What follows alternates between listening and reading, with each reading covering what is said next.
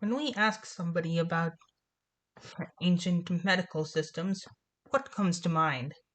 Usually, the answer is probably along the lines of four different humors and an imbalance of the four causes various ailments and diseases. In other words, the very well known ancient Greek medical system. But what about other systems? Here we can see various types of ancient medical systems. There's African traditions, there's Mayan medicine, there's Alaska Native medicine, there's acupuncture. We saw Bi a few minutes ago, over the counter drugs, other modern medicines. So, what about yoga? You ever thought about mudra as a type of medical system? Well, yoga, in at least today's common understanding, usually does not connote anything even remotely medical. It's usually part of some exotic form of stretching. However, yoga is actually part of a larger system that is actually been proven to be quite effective. So specifically, in this video, we will be going straight over to, you know, how it generally works, as well as one specific case. Let's dive right in. Alright, so, skipping the verification here, we have our first.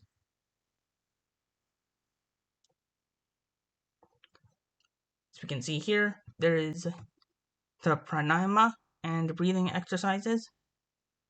There's an article here. And so, this article by Danaiwala starts off by giving us a little bit of background, as well as small bits of relevant info. There's a little bit over here where it says, there's a definite role in improving blood oxygenation and utilization of the greater capacity of the lungs, which therefore help in prevention of several diseases. So, what's the actual medication here? How does it actually work? So, the fundamental way that these mudras work is due to techniques that create rhythmic, intentional, and intense movement of the respiratory organs. These breathing techniques force both the front and the back of the lungs, as well as all the lobes inside, to expand and contract, which help train the organs for deep, full breathing. Generally, pranayama is useful for keeping a person alert, active, and a state of positive mental health, physical health, and social wellness. So, we have, normal or natural breathing, we have equal breathing, several other types of breathing, and heading over to the discussion section,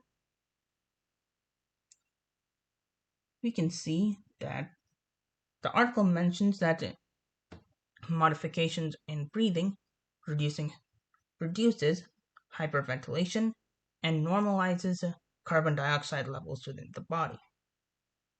I think that's enough of an interview, at least. Let's dive right in to something a little bit more interesting, shall we? So here's a specific case. Go here.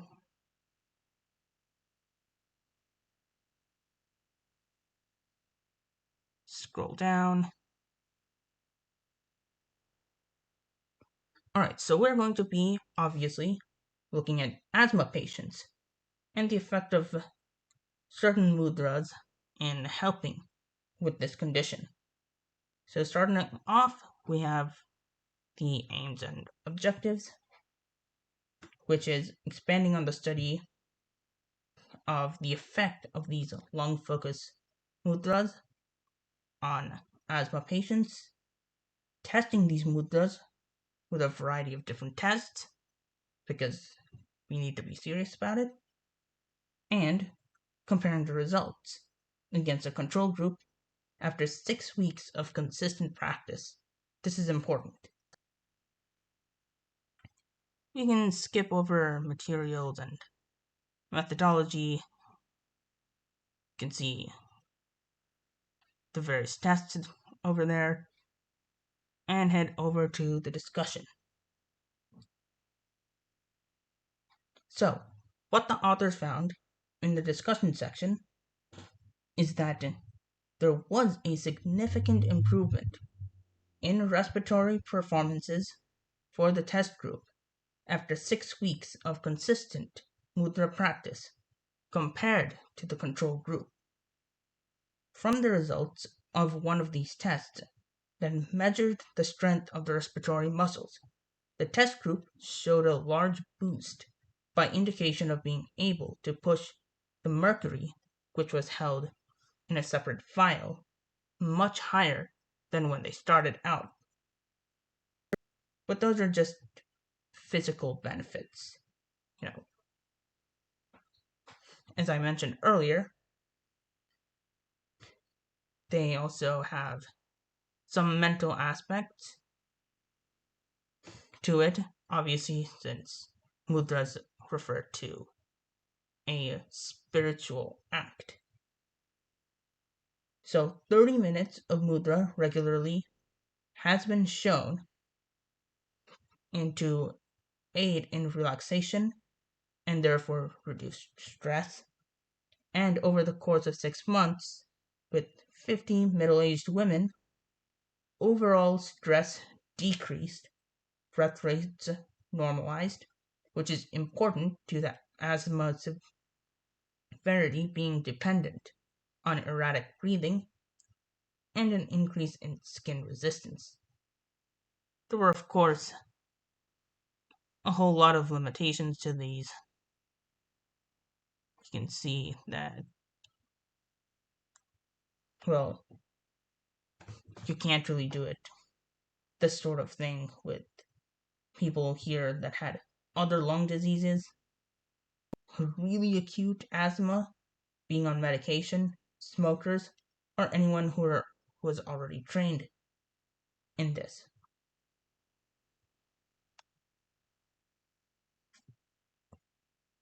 That's another version. So, did you learn anything?